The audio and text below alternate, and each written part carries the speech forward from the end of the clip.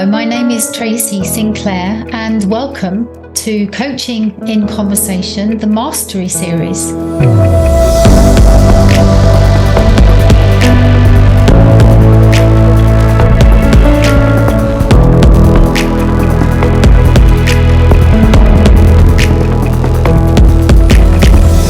This series of conversations explores the concept of mastery in coaching.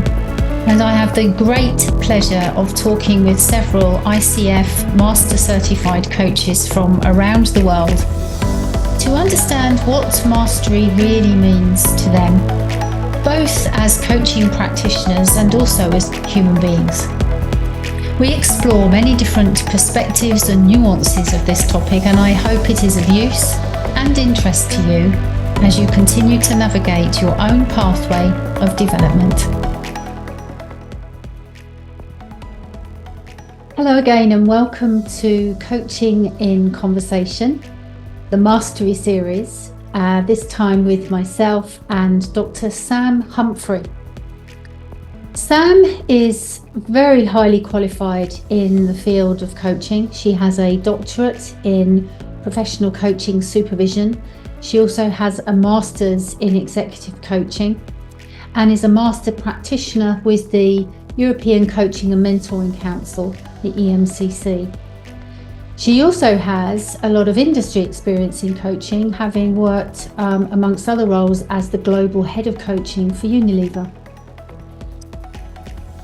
Sam is also an author and she has co-authored a book with another amazing coach, Karen Dean, called Coaching Stories, which is a beautiful book around just what I think is the subtext of the book, the flowing and the falling of coaching. So those moments when coaching flows and the magic happens, and then the falling when things don't go quite to plan, which is a really important piece of work to bring the reality of our coaching experience, the reality of what it is to be human and to be human as a coach. And the reality and realism is something that really comes out for me in my conversation with Sam.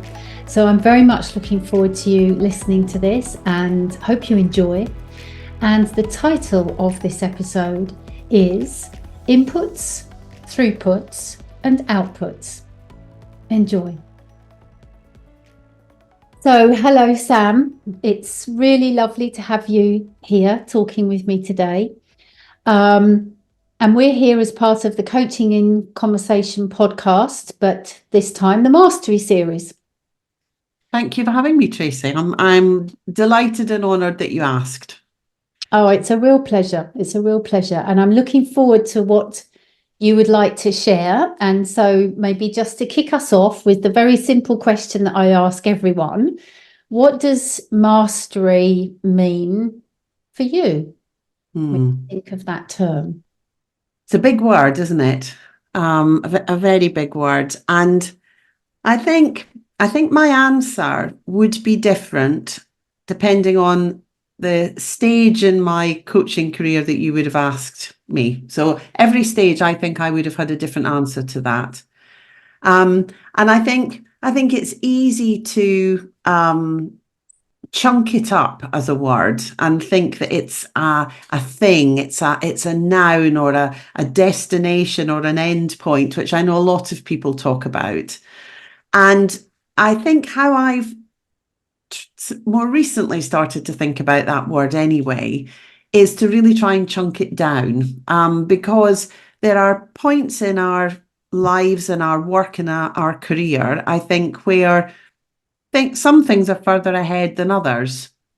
So when the framework that I was given to work with when I first trained as a coach about 150 million years ago was, so I trained through iCoach Academy, and I was blessed at the time with the faculty that we had because it was some of the real pioneers of coaching as we know it today. So people like Mike Van Udshoorn, Caroline Horner, Bruce Peltier, Ernesto Spinelli. I mean, that's all my name drops for the moment. The real stars and pioneers of coaching at that time.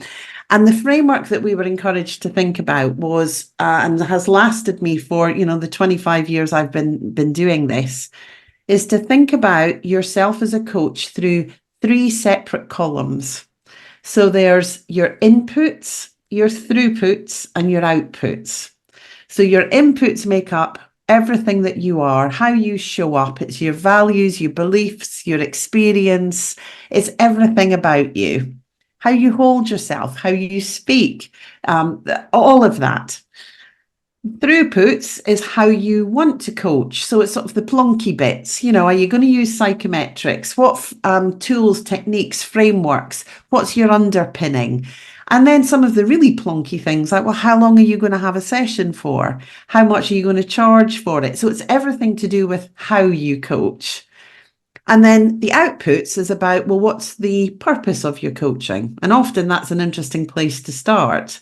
Is there a population that you're serving? So are you looking at high potentials, leaders? Is it life coaching you're doing? Is it about transition? Is it about maternity returners? What's the purpose of your coaching? And we were always encouraged to continue to reflect on those 3 columns to help really inform the work you're doing, the CPD and supervision that you're getting, further training that you're taking on, all those sorts of things. And it's, it has served me. It's very simple, but incredibly potent.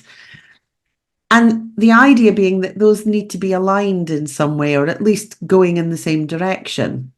So I can think of times when I've really early on was really focused on the throughputs bit, so you become magpie-like and you want to acquire as many tools and techniques and, I've got to get Final B trained and I've got to get MBTI trained and all this sort of stuff. And really thinking about how much do I charge and how do I do business development and all those sorts of things. Then, so at that point, I would have thought mastery was very much about how you coach. Then as you get more experience, you start to pay attention to some other things. So I probably fell into the purpose of my coaching to start with, but then started to think more deeply about it. And what are the topics that I want to coach or not, as the case may be? That's a more interesting point to come to. What's the population that I want to work with? And that's changed hugely as well. I'm of an age now where a lot of my clients, I'm old enough to be their mother. Well, that presents a different dynamic to when I was a coach 25 years ago. So starting to pay attention to how that sits, and then your inputs, what work are you doing on yourself? And I remember one stage in my career, I was adamant. I kept telling everybody, no, I'm not a therapist. And then I thought, well, how do I know I'm not doing therapeutic work? I've never been in therapy. So that was my personal development that year, was to go into therapy so that I could very authentically, incredibly say, I don't do therapeutic work because I actually know what that involves.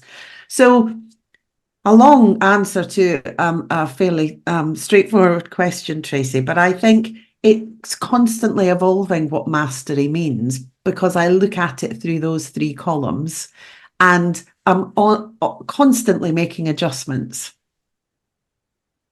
Wow, I love that. I've not heard of that 3-pillared model before. It's so simple and yet so comprehensive, actually. What a lovely way to think about it. And it really strikes me how when we first start on our journey, the throughputs would be, an obvious place to go. There's a desire to understand, how do I do this? Yes. What do I need to do and how do I do it? And yet the deeper element is in those inputs and outputs, perhaps. I mean, that's where I'm experiencing it in a way. That's my judgment, I guess, coming in. But there's my interest now where I'm at in my development is all the inputs and the outputs are really fascinating. And I think that's very natural, that of course you want to be competent, and the easiest way to demonstrate competence is in your actions and what you're doing and the results you're achieving. I think too, the bots will take that over at some point because it's all about competency and how you do stuff. So we'll be able to program AI to, you know, to do that type of straightforward competency-based coaching. But I think as well, as you know, when my colleague Karen Dean and I wrote our book, one of the reasons we wrote it was that there were so many books that are all about how to do coaching. But actually, there was nothing out there about what it's like to be a coach.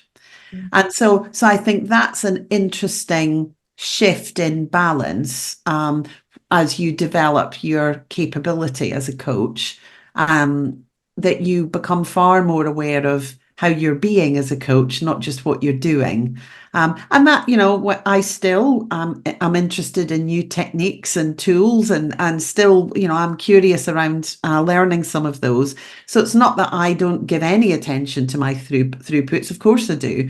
But I think, you know, a lot more attention I give as I gather more experience to those inputs and outputs. Gosh, I'm hesitating now because my brain is firing off to probably 19 different directions we could take here. But there's two things really resonating with me. One is this idea of the difference and the balance between the doing and the being, which I have to just put out there because it's something I'm deeply passionate about at the moment. So just wanting to really, you know, underline what you just said there around that. But I can't resist exploring a little bit with you, if I could, because you've put the bots on the table. You know, as you, I feel quite rightly have shared, the bots can take care of a fair chunk of throughputs in terms of transactions, models, techniques, processes, you know, the basics, the transactional element of coaching. And we know that this, in some cases, is quite alarming to the coaching community, worrying about the future of their work, the future of their relevance, etc., etc. What is your perspective on that, given that we're talking about mastery as a context today? What is your perspective on that?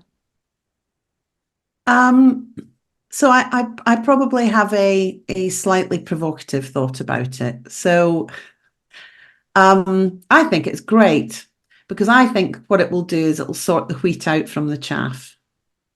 So coaching is a very crowded market. It is a very, very crowded market. And I think that what the bots will potentially enable is that only those people who really, truly want to progress their capability, they're going to have to work harder now, because if a machine can do it, and that's going to take away a whole chunk of work for a lot of people. So I think what we might then see is less ineffective or not value adding enough coaching. So you know, I grew up in business, Tracy. That's, you know, I'm very clear that the coaching work that I do it's a commercial venture for a commercial reason in business. And that's not to say I have any issue with how other people do their coaching. You know, you be you and I'll be me. My coaching business is about adding serious value to businesses and to individuals. So, and that's heavily rooted in, you know, my early career and being dragged through various manufacturing and FMCG organizations. That's what business was there for. So I think it will improve a lot of the coaching that it will continue to exist in the market, because it will drive out those who are neither willing, capable, or prepared to put the work in to get beyond the stage that the bots are at. So it will take away that chunk of work. So that's kind of my perspective on it at the moment, I think. I mean, we still have lots of people doing jobs that the bots do, or machines do elsewhere. And you're absolutely right, they add something else. But that skill or capability comes with experience and continued learning and reflection and all those lovely good things that do take them beyond the capability of the machine. So that's kind of where I'm at with it at the moment, I think. Thank you for sharing that. And I guess, I'm probably in a very, very similar place to you, in that I believe that the bots and other forms of AI will take a whole, swathe of what could be called coaching interactions between people and amongst people. And then there's something else that the human being brings. And it's that something else that we need to nurture, isn't it? Is we need to bring, I guess, in some ways, my perspective is the humanity of who am I as a human being that adds value here. So what are your thoughts? And if a coach is listening to this, which hopefully they are, saying, okay, well, that all sounds very logical. I get that. I buy into that. But how do I do that? How do I, I guess, what is the difference that makes the difference? Do you think? So I guess it is flying hours, really. It's about focused attention and practice. Whenever, and you'll know this from your experience, Tracy, when you train people to coach, the basics of the content, it's not difficult. You don't need to be a complete genius to understand the very basic coaching model by any stretch. And, as long as you can ask some open questions and do some reflection back, it's not intellectually, on the face of it, a difficult thing to do. And I think it's what continues and sits behind it and that you add to that makes the difference. So I also think we underestimate at times our clients and in terms of what they bring.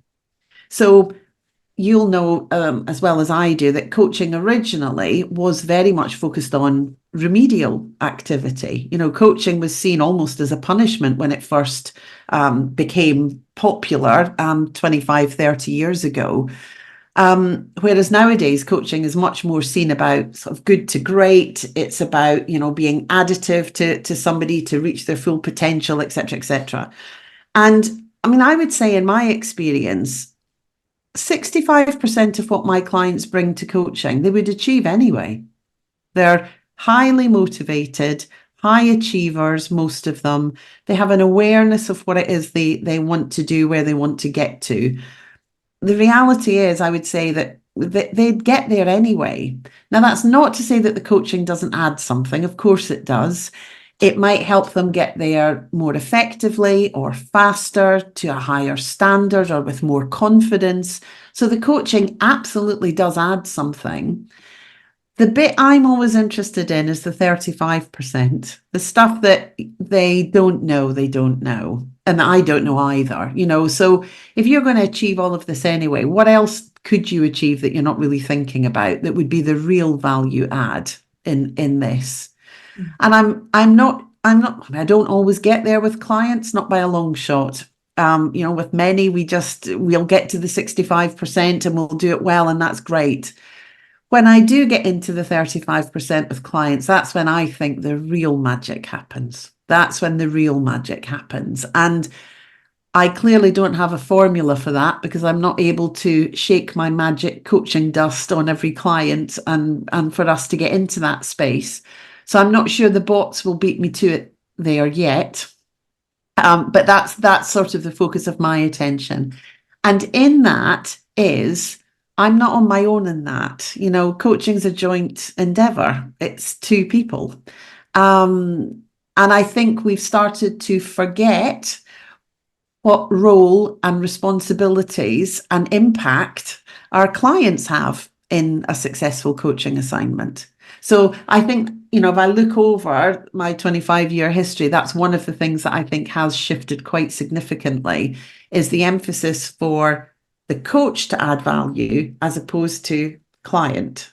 Gosh, I love that. And I guess what comes to my mind there when you say that, Sam, is this idea of true partnership, and how, again, in coach training, partnership is a term that's kind of bandied around, isn't it? We partner with our clients, and yet do we really understand what that means? Because, as you're saying, early on in our role, we could think that partnering means it's more about how I add value. Whereas actually over time, it's going the other way. And if anything, is more about the client even than us.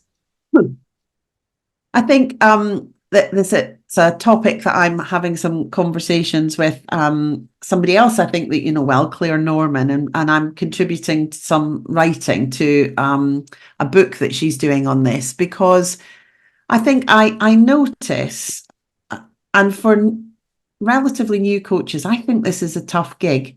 I notice now that the first time coaching's ever really been talked about with clients is at a chemistry meeting.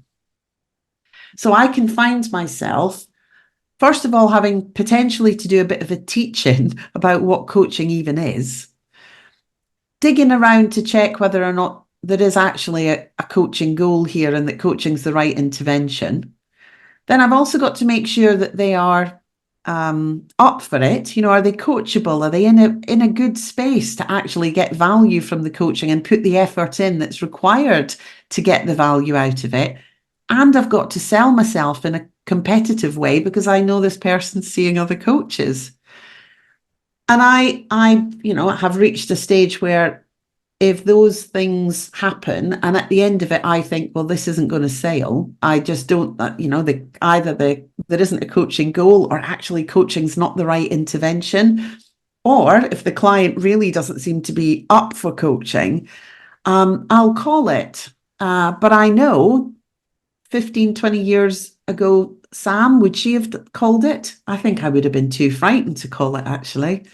I would have been seriously concerned about the implications and consequences on me and the client if I was to say, I don't think this is going to go.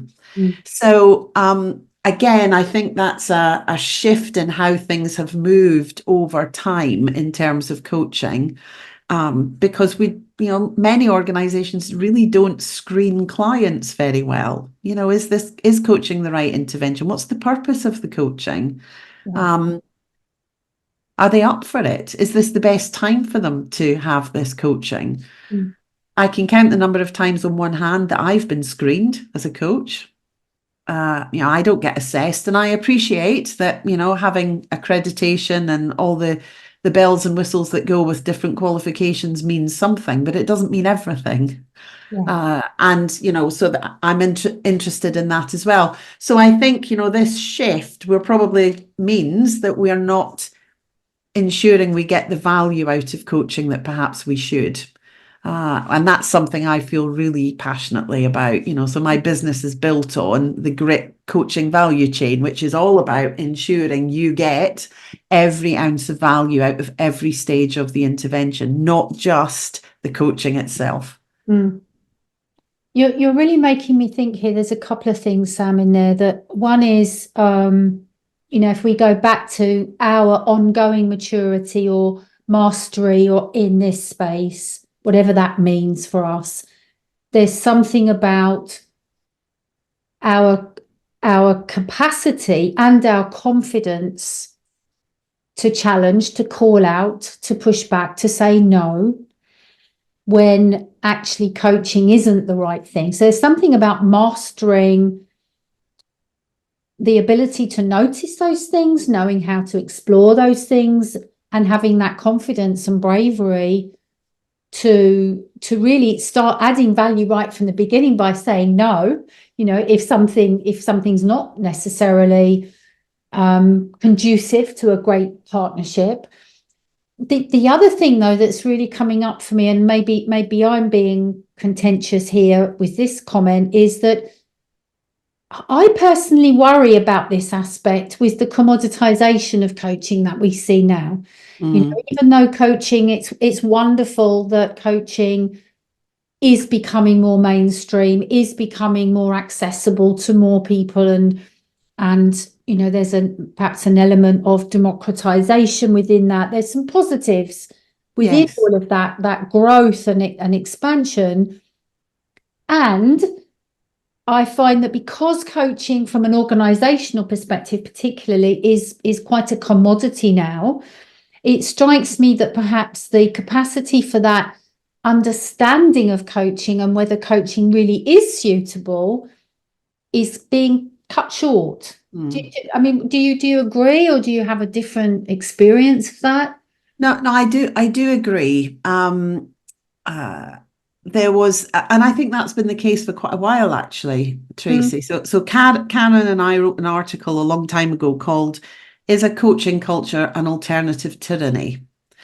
And that was very deliberate because every single people topic, it would seem coaching was the answer to it. Whether that's an external coach or an internal coach or a coaching manager. And I am one of the biggest advocates of coaching around. I love the whole topic. I'm a complete coaching geek. However, not everybody is coachable 24/7. I know I'm not. Not every topic is coachable, or at least that's not always the most appropriate or effective intervention.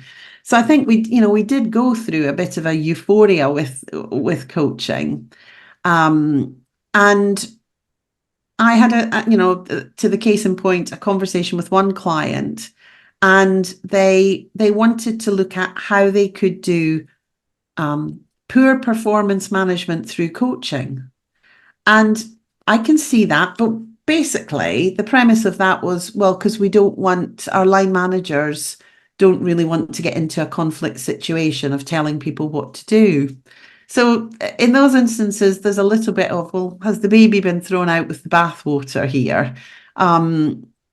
Coaching absolutely has a place in every business. It absolutely does. However, let's not sleepwalk into using it for anything and everything. Yeah. So I agree. I do agree with you, Tracy. I think the advantages of the commoditization and I can't say that word. It being democratic means that people do have more access to it, which is fantastic. And I think what's happening is you can see that it's getting even more and more. I'm showing you with my hands, which is not very useful on a podcast, is it? But we are finding more uses for coaching, more ways in which it can live and breathe and work. And perhaps we're not putting enough context around some of that, or some understanding around it. Because I would be prepared to bet a substantial amount of money that if I watched you coach a client, it just wouldn't look anything like the same as a line manager having a coaching conversation with their employee or team member. So is it right that we're calling those things the same thing? Do they need different conditions around them? I don't know. That's a big question, I think. Yeah. But I don't think the professional bodies can cover all of it. Yeah. Yeah. There's something else that's just been lingering in my mind. I'd love to invite us back to, if I may, and it's just grounding us back into this idea of mastery. And when you talked about the 65 or the 35%, and obviously how, the magic, I think you said, happens when you can enter the 35%. And you said something about it doesn't happen all the time. You don't always get there. So this idea of mastery, again, however we interpret that, being transient, fluid, not always present, not fixed, that this isn't the first time that's kind of come up. So I'd love to just come back and open that up a little bit, because one of the things you also said at the beginning is how sometimes we can feel that coaching is that mastery is a destination. And yet there's a challenge to that, isn't there? So would you like to just say a little bit more about the transience or the fluidity? I'm conscious they're my words there, but just that piece. Yeah, so I think Um, uh, in the book, as you know, Cam and I wrote stories about when we were flowing as coaches, so absolutely knocking it out the park. It was brilliant at different stages on the way to mastery, if you like, as well as stories about the complete epic fails, where there was an utter car crash. And they still happen now. I still have sessions where I'll knock things out of the park and go, oh God, that was brilliant. That was a brilliant session. And there'll be times when it's an absolute car crash and it goes hideously wrong. Um, it never ceases to amaze me in some ways that happens. And I get really curious about how much does that happen in other professions then? I don't believe for a minute it's just coaches that experience that. There must be, every sort of profession or job you must have, no matter how long you've been at it, there must be times when it still goes horribly wrong and other times when you think you've just, done a cracking job. So I think being live to those is one of the things, which is, of course, where things like supervision sit. Um, I'm always minded as well. Again, I use very simple things sometimes to apply to very complex topics, but the conscious competence model is always an interesting one to think about, because you could argue very strongly that coaches should never reach unconscious competence, that you should always try and be in a state of conscious competence. Or as I can't tell the story, tell this without telling the story about a time I talked to a group about conscious incontinence, which was a completely different thing. However, it was hilarious. I always think of that when I talk about the conscious competence model. So I think there are times when we do dip into unconscious competence, and that's probably quite dangerous. I when I supervise coaches, particularly novice coaches, they have such a heightened awareness of what they are doing that, you could argue they're even safer than some coaches who've been practicing for years and years and years, because they're not taking anything for granted. They want to make sure that they're doing everything well and appropriately and without harm, etc. So I think that for me, the mastery thing is probably something related to how consciously aware you are and present, and that you're not sleepwalking into something or drifting unconsciously into doing things, which is hard. You, like Tracy, will have done hundreds of coaching sessions. And that's not to say that we necessarily will drift into them by any stretch, but there will be some that I do. I think also one of the other stories that I tell in the book is people's perception of you as a coach, the state that you are in. So it's the other person's perception. So a long time ago now, I had my horrible year was the year both my parents died in the same year. And they had good deaths, as we say in Scotland. If you have a good death, that's a good thing. They both had good deaths. It was too soon, and it was very sad. Of course it was. However, because they'd had good deaths, we went through the whole thing appropriately and got closure and all those good things. The number of people that would say to me, "Are you sure you should be working? You maybe think you should take some time off," and da da da. I found absolutely fascinating. And the reason it was fascinating was the happiest year of my life was when I got married. Nobody asked me then if I should be working. And my state of happiness was, the parallel to my state of sadness the year that my parents died. And they're both emotions with strong emotions. So that fascinates me as well, about how other people's perception of your ability to be present is impacted or diluted or concentrated depending on other things. So, I mean, we're all part of a massive system, aren't we? And so testing some of those things, I think, is really interesting as well. But to your point around mastery, I think there's a huge connection to consciousness and presence. Mm. Yeah, yeah. Again, I'm hesitating because part of me just wants to say, yes, I agree. I keep wanting to say that to everything you're saying today, but that's absolutely been my experience of, I think there is a danger in unconscious anything in a way, especially when we're looking at being present with someone else. I can see the relevance of having something that feels so embedded within our body or our system that we're not thinking about it in that way all the time. I can understand that, but there is the devil is in the complacency, I think. Yes. When if that creeps in.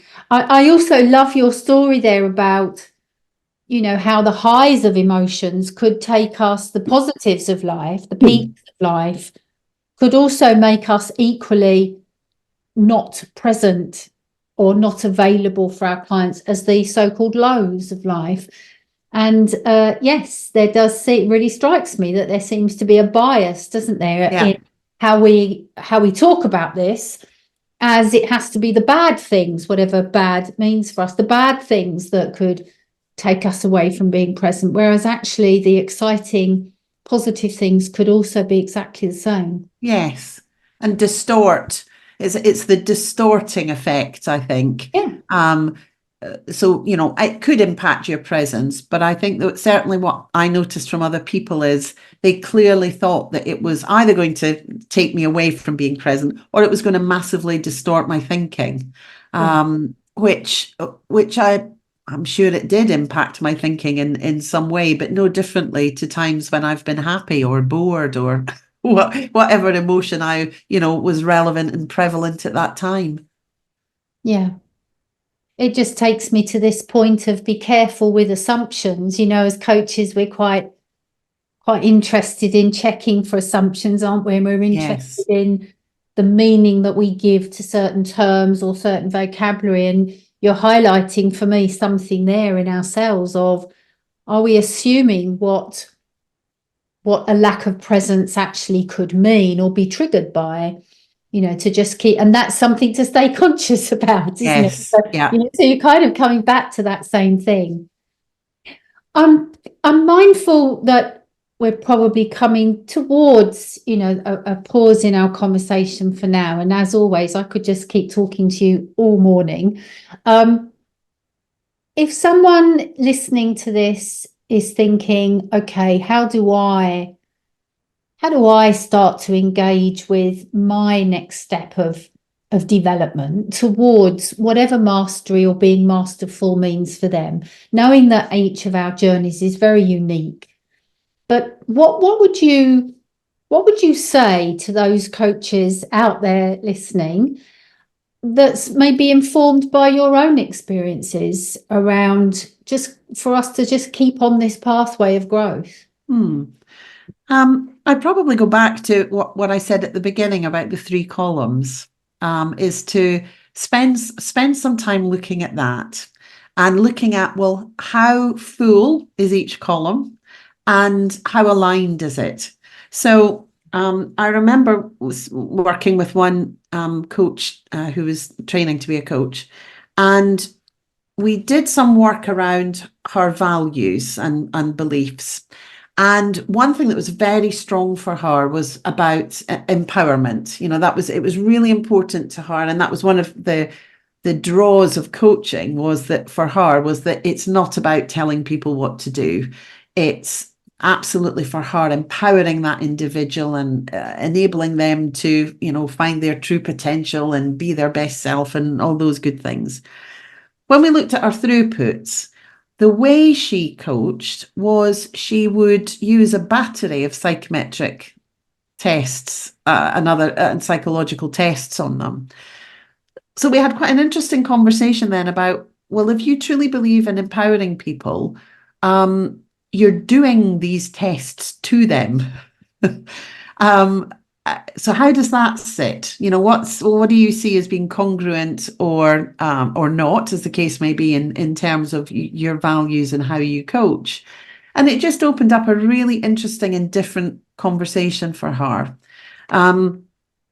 And then thinking a lot as well, because my output has changed hugely over the years in terms of the purpose of my coaching.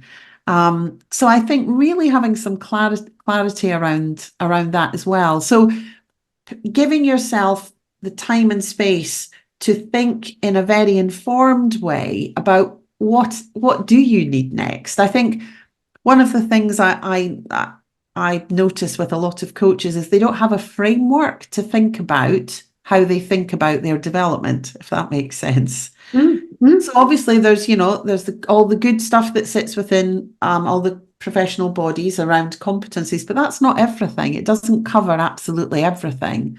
And I'm not saying that inputs, throughputs, outputs covers everything, but it does bring something a bit different.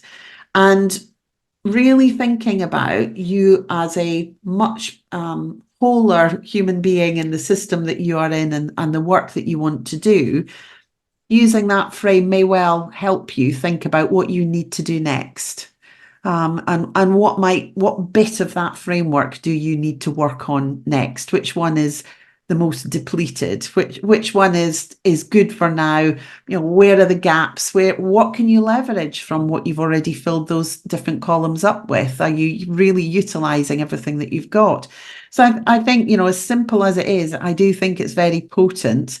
And it still serves me now, and I still think about my development as a professional coach using that frame.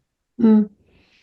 Thank you. I love it. I think that's I've not heard about that model before, and I absolutely love it. So I will do that myself as well as us inviting anyone else to do it.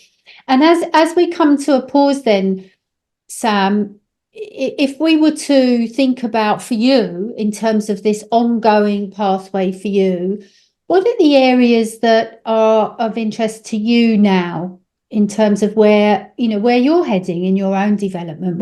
What's your path looking like? So I think I touched on this a little bit before. What I'm noticing is that I am at a stage now in my career where I think there is a population that I probably work best with. And there are other populations where I think there are other coaches that might work better with those populations. At the expense of being unwoke and sounding ageist, I think, to put me in front of a 25-year-old, I think there's probably better matches you could make in terms of the work that would be done there. I would bring something very different. I'm not devaluing what I could bring, but there are some things about connectedness, about relevance, about context, lived experiences, those sorts of things, I think, which I'm noticing are rearing their heads in some way. So the development for me is twofold. One is around, so I'm building my business to deploy other coaches. So, I run a coaching business with, a number of coaches from different countries, and I'm loving that. I'm really enjoying that. Does feel a bit passing the baton on a bit, and I'm loving that. It's also the development for me is around developing client relationships that are bigger and different. So working with clients, not just to buy me, but to buy, the proposition that Grit, my business, offers and the coaches that sit within that. So that's exciting for me because I am learning a new and different skill set or expanding it. And I'm really enjoying that. And just thinking about how I build and grow my business as well in a sustainable way that sits with what's important to me in business. So I'm doing a lot more around different types of work with buying clients. I hope I never have to give up coaching clients. I love the work. I love the work. But I'm just being a little bit more thoughtful about where I can add the most value. So back to that underpinning thing around one of my strong values about my work is that it adds value. And so what I'm seeing are different places and that I can do that and trying to grow and develop into that. Thank you. It's such an important question to hold, isn't it? Where can I really add value rather than where's my next piece of work? Yes. Of course, is also sometimes important and very tempting, but where can I add most value? There's a lot in that question. Yeah. I remember a long time ago, I did a workshop with John Whittington, who does a lot of work around systemic coaching. And he made such a beautiful distinction between being useful and being helpful, and talked about how being helpful can have a dark underside because it can be disempowering. If you think about the number of times that you've helped someone, you are invariably taking something away from them that's their responsibility. That's a very different action to being useful to somebody. And I love that distinction. I really, really do love that distinction. And you know, shamelessly have borrowed that from John on many occasions. And I want to be a useful coach, not a helpful one. Yeah. Wow. Well, thank you so much. It's been such a pleasure to talk with you. And who knows, maybe we can do a round 2 and have another conversation at some point. But for now, thank you so much, and looking forward to catching up with you again soon. Thank you for having me, Tracy. I've really enjoyed it. I always enjoy speaking with you. So thank you and good luck. Thank you. Likewise. You have been listening to Coaching in Conversation, the Mastery Series, a podcast that takes a look at mastery in coaching, what it is, what that means, how do we nurture or cultivate it, and many other interesting questions. You can hear more about coaching education and development at tracysinclair.com and follow us on social media. If you enjoyed this episode, please leave a rating and a review, and also share it with your network to help us expand our reach. Thank you for listening, and see you next time.